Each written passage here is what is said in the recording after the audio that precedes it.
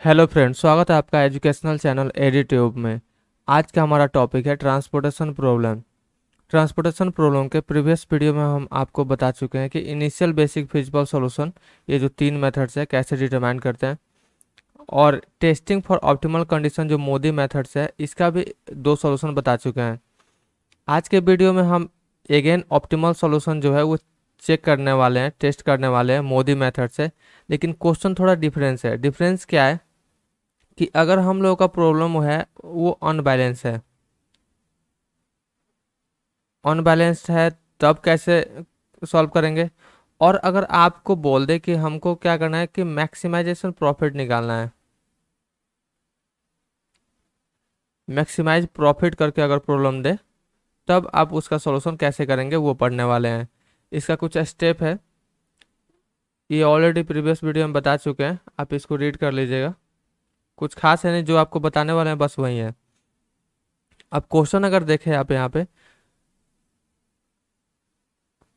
Find the maximum profit, जो आपको अभी बताए, मैक्सिमम प्रॉफिट करके अगर क्वेश्चन दे तब क्या करेंगे, बाय यूजिंग ट्रांसपोर्टेशन मॉडल।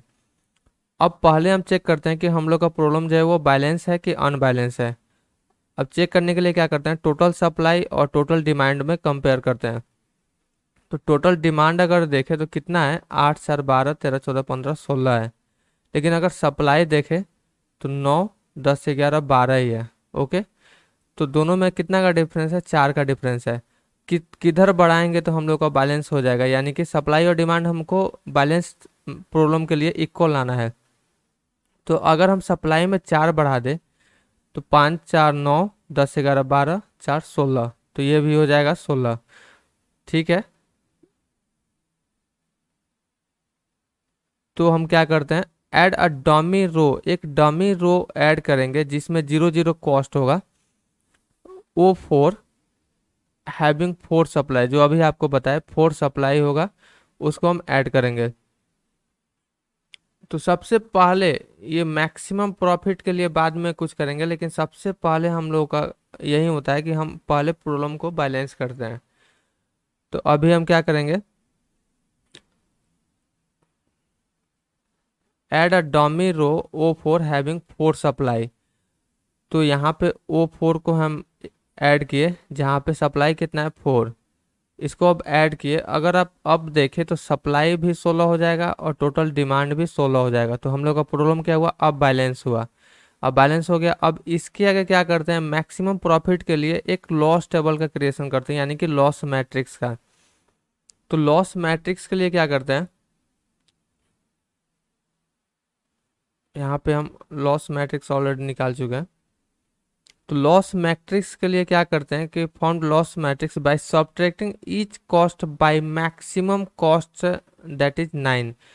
जो मैक्सिमम कॉस्ट होता है ना टेबल में, मैट्रिक्स में, उसमें से सबको घटा देते हैं। जितना कॉस्ट है सबको घटा देते हैं। अगर हम प्रीवियस टेबल से कंपेयर करें तो यहाँ पे हम देख सकते हैं, यहाँ पे सबसे जो हाईएस्ट कॉस्ट है कितना है, सबसे हाईएस्ट यहाँ पे तो 5 7 5 से 0 9, यहाँ पे 9 है, और यहाँ भी 9 ही है। मतलब सबसे हाईएस्ट कॉस्ट कॉस्ट जो है वो 9 ही है। अब 9 में से सबको सब्ट्रैक्ट कर देंगे, तो 9 - 5 कितना हो जाएगा, इसके लिए करें तो 4 हो जाएगा। फिर 9 - 7 2 हो जाएगा। फिर 9 - 4 0, 9 - 0 9। तो सेम टू सेम हम सब्ट्रैक्ट करके लिख चुके हैं। ये क्या हुआ, हम लोग का लॉस मैट्रिक्स का क्रिएशन हुआ, फॉर्मेशन हुआ। ठीक है, और मैक्सिमम प्रॉफिट अगर बोले आपको डिटरमाइन करने के लिए, तो लॉस मैट्रिक्स डिटरमाइन करना स्टेप में, ये इसका इसके सॉल्यूशन के स्टेप में कंपलसरी हो जाता है। या अगर आपको बोल दे कि मिनिमाइज कॉस्ट, सॉरी, हाँ ऊपर दिया हुआ था ना, प्रॉब्लम में क्या देता है, मैक्सिमम प्रॉफिट। अगर मैक्सिमम प्रॉफिट बोल रहा है, या अगर बोल दे कि कॉस्ट, प्रॉफिट क्या होता है कि जो रिटर्न आता है हम लोग का वही प्रॉफिट होता है। मतलब जो इन्वेस्ट किए और उसमें से मतलब कहीं पैसा लगा रहे हैं आप, और उसमें से सेल हुआ। Okay, cost price minus cell, यानी कि सेल प्राइस और माइनस कॉस्ट प्राइस अगर का डिफरेंस देखे तो वो होता है हम लोग का प्रॉफिट। तो यहाँ पे अगर प्रॉफिट के लिए बोला तो मैक्सिमाइज प्रॉफिट के लिए बोल दिया तो भी हम लोग को लॉस टेबल का क्रिएशन करना पड़ेगा। अगर यहाँ पे प्रॉफिट बढ़ाने के लिए बोल रहा है, या हम अगर चाहें तो कॉस्ट को डिक्रीज करके यानी घटा के भी हम प्रॉफिट को बढ़ा सकते हैं।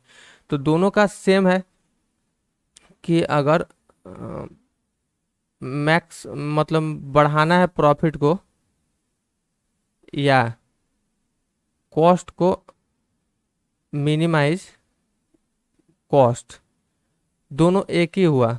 अगर आप कॉस्ट को घटाते हैं तो भी आपका ऑलरेडी प्रॉफिट बढ़ जाएगा, और अगर आप प्रॉफिट को बढ़ाते हैं तब भी वही बात हुआ।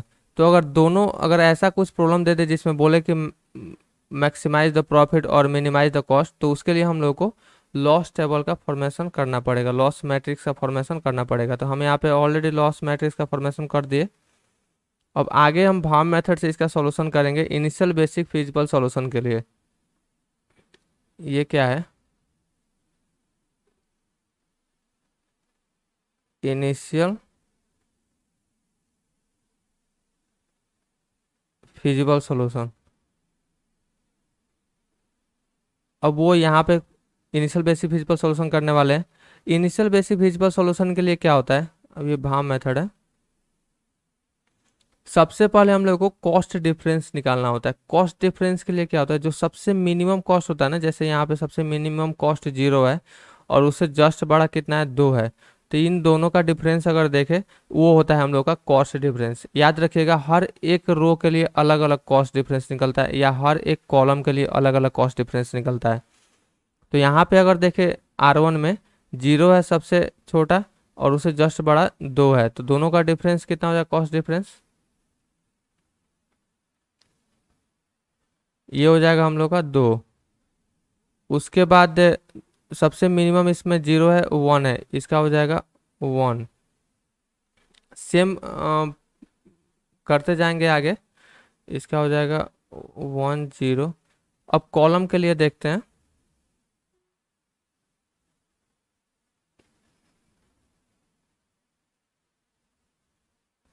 कॉस्ट डिफरेंस फिक्स नहीं होता है कि आपको किसी सॉल्यूशन में कॉस्ट डिफरेंस 4 आएगा या 5 आएगा, तो लास्ट में थोड़ा जगह छोड़ के रखिएगा।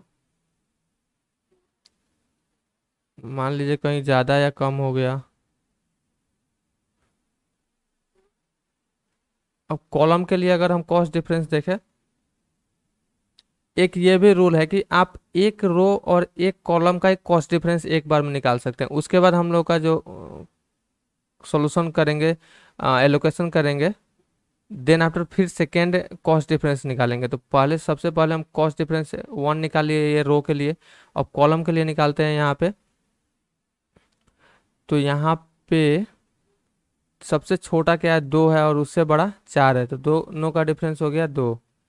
सिमिलरली D2 के लिए 0 और 1 का डिफरेंस हो गया 1, फिर 1 2 का 1, देन यहाँ पे 0 और 1 का डिफरेंस 1।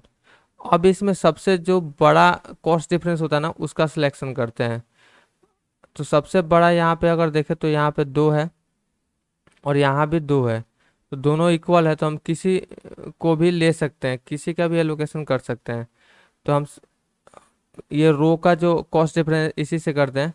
तो इसके बाद हम देखते हैं ना कॉस्ट टेबल में, यहाँ पे ये जो यहाँ पे कॉस्ट टेबल है इसमें सबसे मिनिमम कॉस्ट को सिलेक्ट करते हैं।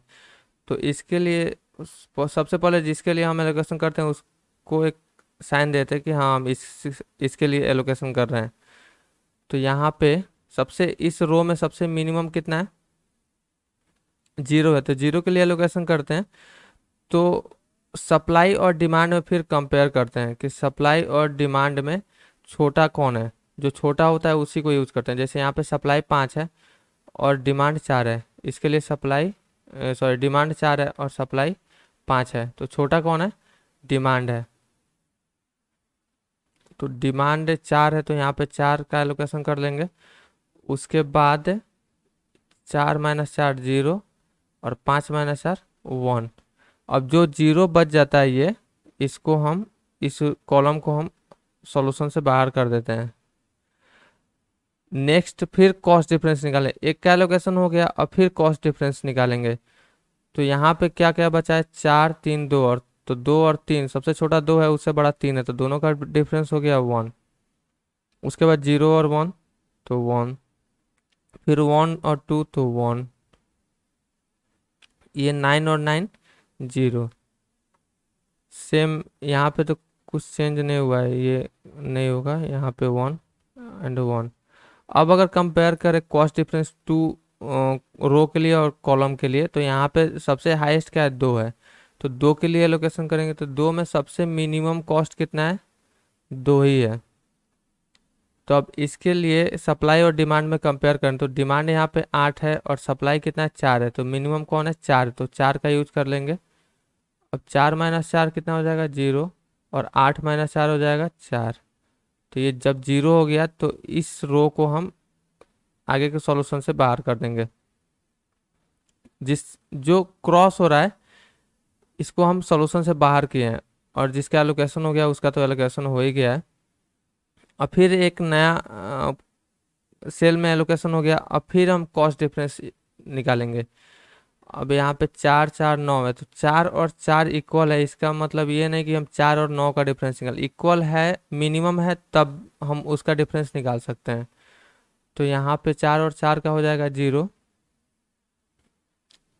ये तो आउट ऑफ सॉल्यूशन हो गया। फिर यहाँ पे 2 और 3 है तो ये हो जाएगा 1, 1 और 2 है तो 1। यहाँ पे 4 3 2, तो यहाँ पे 1 बचा, यहाँ पे 4 2 1, तो यानी कि 1, ये हो गया हम लोग का 0। अब इसमें से हम किसी एक के लिए एलोकेशन कर सकते हैं। अब किसी के लिए भी एलोकेशन करते हैं तो यहाँ पे 1 1 बचा हुआ है, यहाँ भी 1 1 है, तो किसी में करते हैं कोई फर्क नहीं पड़ने वाला, हम ऊपर रो के लिए ही करते हैं।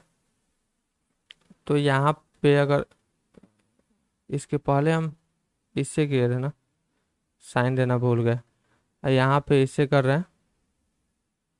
तो इसके रो में अगर देखें तो मिनिमम कॉस्ट कितना है, 2 है, तो मिनिमम कॉस्ट 2 है, इसके लिए एलोकेशन करते हैं। तो यहाँ पे सप्लाई 1 है और डिमांड कितना है, 2 है, तो हम कितना लेंगे, जो छोटा है उसी को लेंगे। तो छोटा क्या है, 1 है, तो 1 को ले लेते हैं, ये हो जाएगा 0, ये हो गया 1। अब जब 0 हो गया तो इस रो के अदर जो सेल है इसको हम लोग सॉल्यूशन से बाहर कर देते हैं। नेक्स्ट क्या बच रहा है, यहाँ O3 में 3 सेल बचा है और O4 में 3 सेल बचा है। इसका डिफरेंस अगर देखें तो 4 2 1 का, तो इसका डिफरेंस 1 हो जाएगा, इसका डिफरेंस 0 हो जाएगा। यहाँ पे अगर देखें इसका डिफरेंस तो 4 और 9 बचा हुआ है, इसका डिफरेंस 5 हो जाएगा, और इसका डिफरेंस 2 और 9 का 7 हो जाएगा। आगे 1 और 9 का 8 हो जाएगा। अब अगर कॉस्ट डिफरेंस में सबसे बड़ा, जो सबसे मैक्सिमम जो कॉस्ट डिफरेंस देखें तो यहाँ पे सबसे मैक्सिमम 8 है, तो 8 के लिए एलोकेशन करते हैं। तो यहाँ पे सब मिनिमम कितना है, 1 है, कॉस्ट जो है मिनिमम 1 है। तो 1 के लिए अगर देखें तो यहाँ पे 3 सप्लाई है और डिमांड कितना है, 1 है, तो 1 ही यूज करेंगे क्योंकि 1 मिनिमम है, छोटा है। तो ये 3 माइनस 1 2 बच जाएगा, और ये बच जाएगा 0। इसको 9 को हम निकाल देंगे सॉल्यूशन से आगे के। फिर अब कॉस्ट डिफरेंस निकाल दो, 4 और 2 का डिफरेंस कितना हुआ, 2 हुआ, और 9 9 का 0 हो गया। यहाँ पे 4 और 9 का 5 हो गया, और 7 हो गया ये। तो अब यहाँ पे सबसे हाईएस्ट क्या है, 7 है। तो इसके लिए अगर देखें तो सबसे मिनिमम इसके कॉलम में क्या है, 2 है, तो और इसके लिए सप्लाई 2 है और डिमांड भी 2 है, सप्लाई 2 और डिमांड 2, तो 2 यूज करेंगे तो यहाँ पे 0 हो जाएगा, और ये भी 0 हो जाएगा। तो अगर इससे यहाँ पे 0 हो गया यहाँ पे, तो हम इसको निकाल देंगे सॉल्यूशन से, और ये जब 0 हो गया तो इसको भी हम सॉल्यूशन से निकाल देंगे, क्योंकि इसके रो में हम 0 होने पे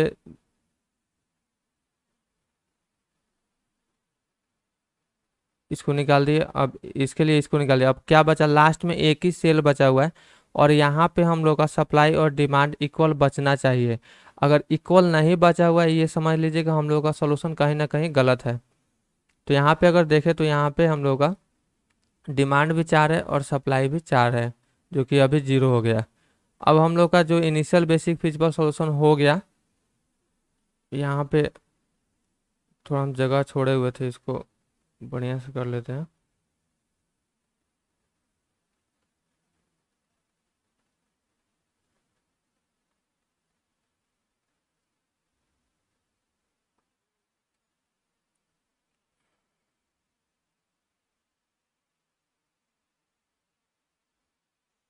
अब नेक्स्ट हम टेस्ट फॉर डीजेनरेसी करते हैं। डीजेनरेसी के लिए क्या करते हैं,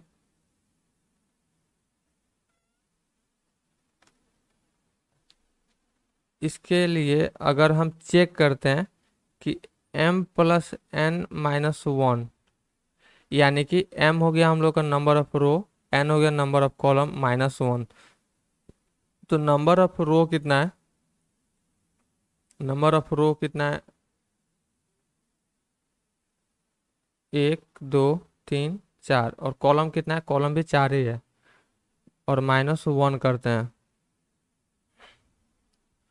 तो 4+4 -1, यानी कि ये हो गया 7। ओके। और कंपेयर किससे करना है कि हम लोग का एलोकेटेड सेल कितना है, कितने सेल में लोकेशन हुआ है, तो 1 2 3 4 5 6। अब एलोकेशन सिर्फ 6 ही सेल में हुआ है। अब यहाँ पे अगर देखें m+n-1, तो ये इसके बराबर नहीं है, क्योंकि यहाँ पे सिर्फ 6 ही सेल में एलोकेशन हुआ है। तो क्या करेंगे, हम इसमें एक इप्सिलॉन वैल्यू हम जोड़ेंगे, जो सबसे मिनिमम कॉस्ट होता है ना, उसी में।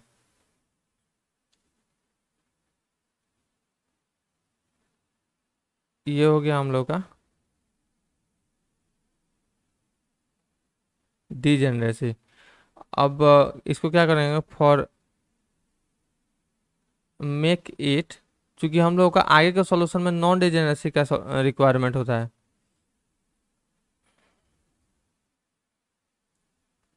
नॉन डिजेनरेसी ऐड, इसको इप्सिलॉन बोलते हैं हम, इप्सिलॉन इन सेल। अब इसमें देखते हैं जो सबसे मिनिमम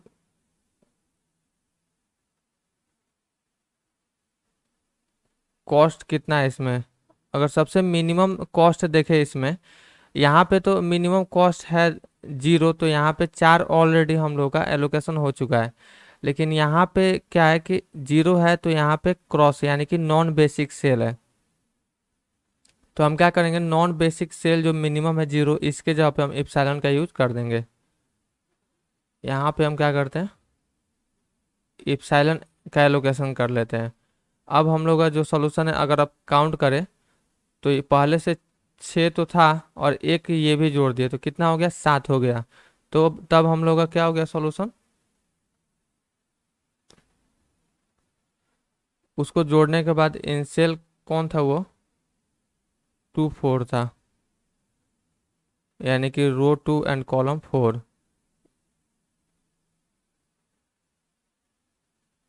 इन मिनिमम कॉस्ट। ऐसा नहीं है कि 0 नहीं है तो दूसरे किसी कॉस्ट में यूज नहीं कर सकते हैं, 0 से बड़ा अगर 1 है सबसे छोटा कॉस्ट में। जैसे पूरे नॉन बेसिक सेल जो है, नॉन बेसिक सेल जिस सेल में हम लोग का एलोकेशन नहीं हुआ है, तो उसमें सबसे मिनिमम देखा जाता है कॉस्ट, जो सबसे मिनिमम कॉस्ट होता है उसी में हम क्या करते हैं, एलोकेशन करते हैं, ये इप्सिलॉन का। अब आगे हम वही यूज करने वाले हैं। पहले यहाँ पे हम ऑप्टिमल कंडीशन चेक करेंगे। अब पहले हम इसमें लिख देते हैं जहाँ जहाँ हम लोग का नॉन मतलब एलोकेशन हुआ था वो, एक इसमें था 4, एक 2 वाले में 4 था, एक इसमें हम इप्सिलॉन लिए थे, यहाँ पे 1, उसके बाद 1 में भी 1 था, देन 2 में 2, 3 3 6, एक और किधर था, यहाँ पे 4 एक से मिला लें 1 इप्सिलॉन 1 2 4 4 4 1 इप्सिलॉन 1 2 4 4 4। अब मोदी मेथड से अगर हम ऑप्टिमल कंडीशन चेक करते हैं तो उसके लिए क्या मेथड है। सबसे पहले EY एंड VJ का हम कैलकुलेशन करेंगे। एक फॉर्मूला होता है इसके लिए सी आई जे जो यहाँ पे सेल का कॉस्ट होता है ना, ये यही होता है CIJ। EY and VJ, UI के का कॉलम होता है और VJ का रो होता है, जिसमें कि EY E1 E2 E3 E4 होता है। जितना रो उतने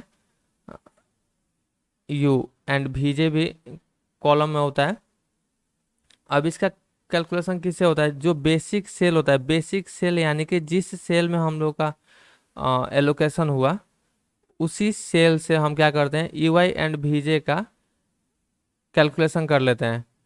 अब यहाँ पे जैसे फॉर्मूला दिया हुआ है कि CIJ is equal to UI and VJ। सबसे पहले जिस रो या कॉलम में सबसे ज़्यादा एलोकेशन हुआ है ना, उसमें हम क्या करते हैं 0 ले लेते हैं। जैसे कि इसमें तो अगर R1 में देखें तो 2 ही सेल में एलोकेशन हुआ है, फिर R2 में 2, R3 में 2, R4 में 1, फिर C1 में 2, C2 में 1, C3 में 1 एंड C4 में 3। तो इसमें अगर देखें हम तो सबसे ज़्यादा एलोकेशन हुआ है, क्योंकि इसमें 3 सेल में एलोकेशन हुआ है। तो हम क्या करते हैं इसी में हम 0 ले लेते हैं। यहाँ पे लिख भी दिए हैं late V4 is equal to 0।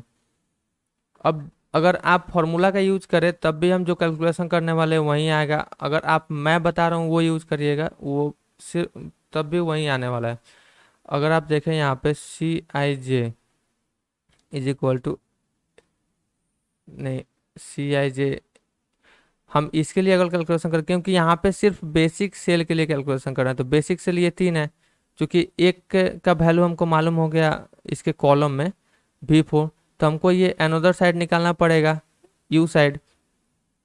तो हम उसके लिए कैलकुलेशन करने के लिए क्या करते हैं, ये फॉर्मूला यूज करेंगे CIJ। तो CIJ यानी कि सेल कौन सा है 1 2 3 4, ये हो गया हम लोग का 14। इसका कॉस्ट CIJ कितना है, CIJ का कॉस्ट कितना है 2 है।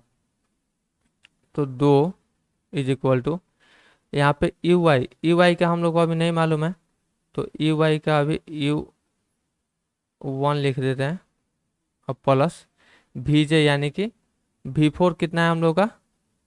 अब कैसे चेक किया, जैसे CIJ तो ये था हम लोग का C14, तो UI हम लोग का पहले वाला हो गया 1, तो हम U1 ले लिए। और VJ जो था ये V4 था, तो V4 का हम लोग का वैल्यू यहाँ पे 0 मालूम है, तो हम क्या किए इसको 0 ले लिए। तो कितना हो गया U1 इज इक्वल टू कितना हो गया 2 हो गया, डायरेक्ट यहीं दिख रहा है। तो हम क्या करेंगे यहाँ पे लिख लेंगे U1 इज इक्वल टू 2, या डायरेक्ट ऐसे भी कर सकते हैं कि 2 माइनस V4, मतलब ये कॉलम में अगर चेक करें तो 2 माइनस 0 2, 0 माइनस 0 0, 1 माइनस 0 1। अब जब यहाँ निकल गया तो हम इसके हेल्प से अगर देखें आप तो इसका कैलकुलेशन कर सकते हैं, क्योंकि इसका U का वैल्यू मालूम है लेकिन V का वैल्यू नहीं मालूम है। तो हम कर सकते हैं कैसे, तो 0 माइनस 2 करेंगे तो ये हो जाएगा -2। देन यहाँ भी 1 है और इसका यहाँ पे कॉस्ट कितना है 2 है, लेकिन इसका V का वैल्यू नहीं मालूम है, तो हम सेम वही करेंगे 2 माइनस 1 कितना हो जाएगा 1। अब इधर का एक ये बचा हुआ है लेकिन इसके लिए ये चाहिए, तो V1 के लिए अगर देखें तो यहाँ पे U मालूम है 0 है और कॉस्ट भी 2 है, तो हम इसके हेल्प से V1 निकाल सकते हैं। तो 2 माइनस 0 कितना हो जाएगा 2 माइनस 0 2 हो जाएगा। अब जब ये 2 हो गया तो हम इसका भी मालूम है लेकिन U नहीं मालूम है। ओके, तो हम क्या करेंगे 9 माइनस 2 कर लेंगे, तो ये हो जाएगा हम लोग का 9 माइनस 2 7। अब यहाँ पे हम लोग का u का वैल्यू निकल गया, v का वैल्यू मिल सब डिटरमाइन हो गया। अब नेक्स्ट क्या था हम लोग का, फर्स्ट में यही था। अब नेक्स्ट जेड आई जे का वैल्यू निकालना है। तो जेड आई जे के लिए क्या होता है, ई वाई प्लस वी जे। तो जेड आई जे हम यहाँ पे डिटरमाइन करते हैं। जेड आई जे फिर नॉन बेसिक सेल में ही सिर्फ डिटरमाइन होगा। जेड आई जे और डी आई जे दोनों नॉन बेसिक सेल में ही डिटरमाइन होगा। तो आप जेड आई जे के लिए फार्मूला भी यूज कर सकते हैं, या शॉर्टकट ये है कि आप सिर्फ यहाँ पे जोड़ के लिख दीजिए। यहाँ पे अगर इसके लिए कैलकुलेशन करें तो यहाँ पे u का वैल्यू कितना है, 2 है, और v का वैल्यू 2 है। तो दोनों को जोड़ दीजिए, कितना हो जाएगा, 2 और 2 4। फिर यहाँ पे नॉन बेसिक सेल है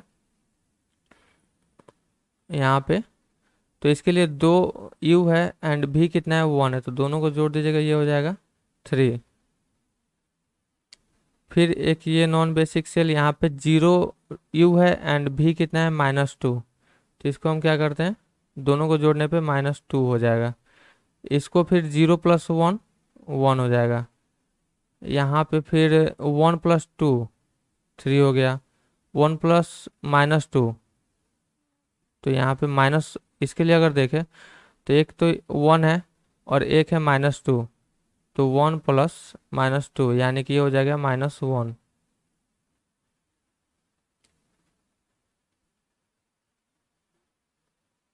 -1। अब फिर जो नॉन बेसिक से लास्ट रो में बाकी है, तो 7 और -2 है। तो 7 -2 यहाँ पे माइनस करना नहीं है, लेकिन जो भी एडिशन में आएगा, जैसे कि अब 7 है और इसको अगर हम प्लस भी कर तो माइनस में ही जाएगा। तो 7 - 2 हो जाएगा 5। फिर 7 + 1 8, 7 + 0 7। अब डी आई जे के लिए क्या होता है कि Z I J minus C I J. Z I J जो हम यहाँ पे निकाले हैं ना, ये सब नॉन बेसिक सेल में, उसका डिफरेंस और सी आई जे का डिफरेंस। तो 4 - 4 ये कितना हो जाएगा, 4 - 4 ये हो गया हम लोग का 0। इसको हम एक सर्किल में रख देते हैं। 3 - 3 0, 9 sorry 7 - 9 -2, 1 - 1 1 - 1 0, -2 - 1 -3, 3 - 1 sorry 3 - 4 -1, -4 sorry -1 -4 -5,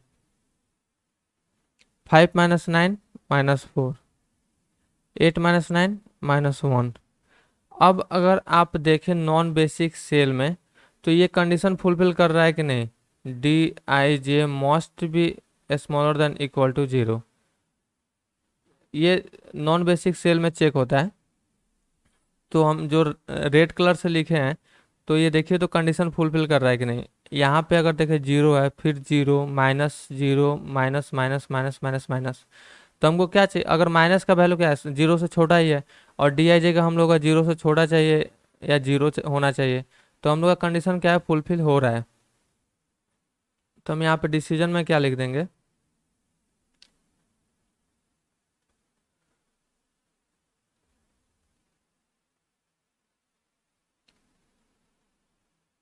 since all dij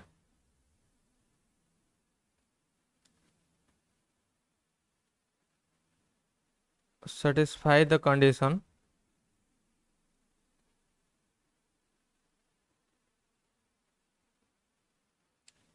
that is dij is smaller than equal to 0। अब यहाँ पे जो मैक्सिमाइजेशन प्रॉफिट जो बोला था, मैक्सिमम प्रॉफिट, वो डिटरमाइन करते हैं। मैक्सिमम प्रॉफिट के लिए क्या होता है,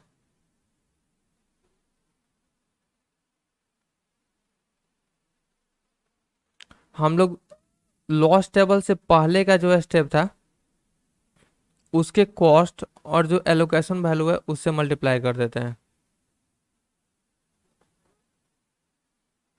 तो यहाँ पे सबसे ऊपर चलना पड़ेगा।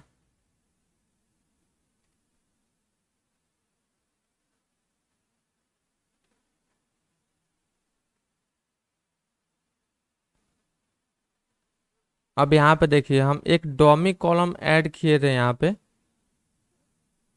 और इसके बाद के स्टेप में हम क्या किए थे, लॉस्ट मैट्रिक्स का क्रिएशन किए थे, लॉस मैट्रिक्स का।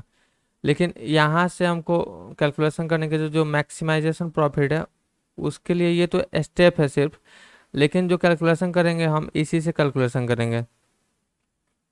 तो हम लोग का जो एलोकेटेड वैल्यू है वो कहाँ कहाँ आया था, एक तो यहाँ पे आया था, रेड कलर से कर देते हैं, एक तो 9 में आया था, फिर एक 9 में लिए थे हम इप्सिलॉन का यूज किए थे इसमें, ये 9 में हम कितना आया था, 4 आया था। फिर 2 में यानी कि एक 7 में आया था, एक 8 में, अभी ये कितना आया था ये छोड़ देते हैं, 9,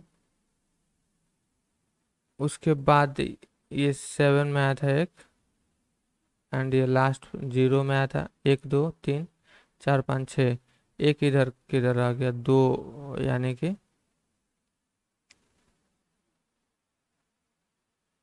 ओके 3 3 6 एंड एक साथ। अब किस में एलोकेशन वैल्यू है वो आप देख सकते हैं। अब हमको हम मतलब यहाँ पे लाने का ये तात्पर्य था कि जब हम रो कॉलम ऐड मतलब एक डमी रो ऐड करते हैं ना, उसके बाद जो मैट्रिक्स का क्रिएशन होता है इससे हमको मतलब है लास्ट कैलकुलेशन करने के लिए, मतलब हम लोग का जो मैक्सिमम प्रॉफिट डिटरमाइन करने के लिए जो लॉस टेबल है इसके बाद हम सिर्फ यहाँ पे एलोकेशन वैल्यू निकालते हैं। लेकिन जो कॉस्ट होता है हमको इस कॉस्ट से मतलब है जो डमी रो ऐड किए, और ये हम लोग का बैलेंस, ऐसे बोल सकते हैं कि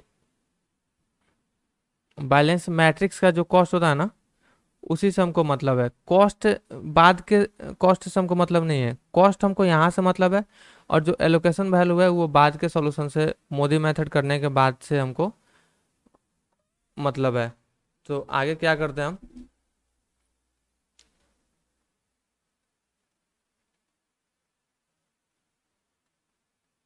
एक चीज हम आपको यहीं पे कर देते हैं, नहीं फिर नीचे हम लोग का,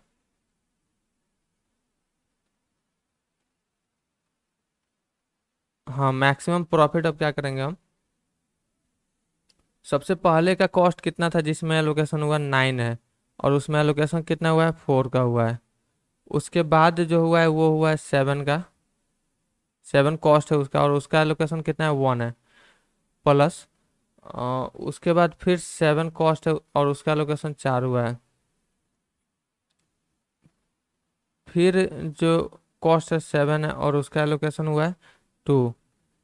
हम आपको मिला भी देंगे बाद में ताकि कोई कंफ्यूजन नहीं रहे, 0 × 4, 36 + 7 + 28 + 14 + 8 + 0, ये हो जाएगा हम लोग का ₹93। तो जो हम लोग का मैक्सिमम प्रॉफिट है वो 93 आया। और हमको आपको दिखाना है मिला के, ठीक है।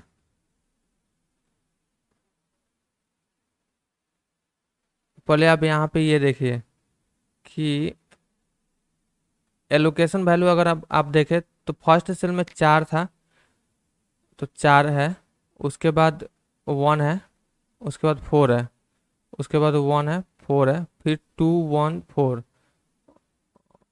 4 यहाँ पे 2 1 4।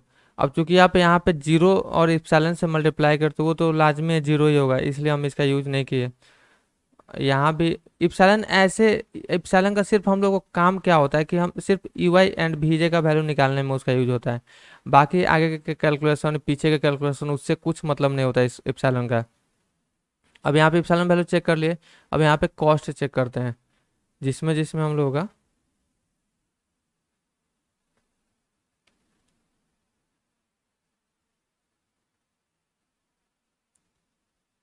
क्लियर नहीं दिख रहा होगा शायद, हाँ थोड़ा थोड़ा है।